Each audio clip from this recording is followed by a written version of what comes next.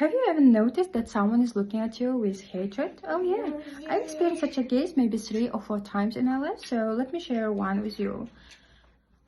I was 25 and it was the year my husband and I had just gotten married in our hometown.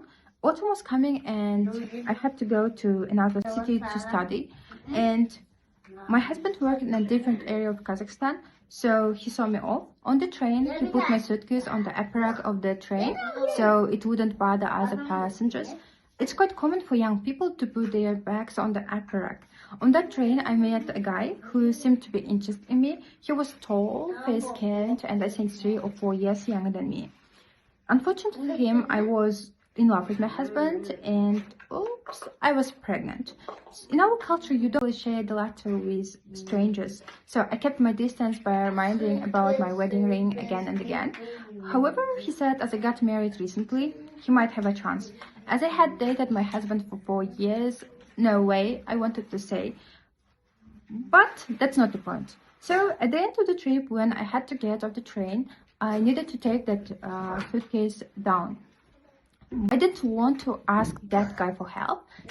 So in order to avoid my child in my womb getting hurt, I asked a middle-aged man who was sitting near us.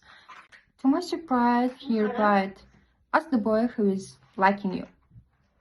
I was speechless for a moment and then inquired, "Are you really blaming me for someone liking me?"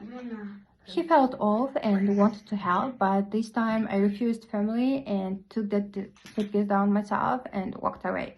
So why am I telling this story today? Because I remember in school days I heard some boys committed suicide and because girls rejected them. I also remember how the society tended to judge those girls. Now I wonder, are people serious? Are we really gonna blame the girls for not having feelings for someone?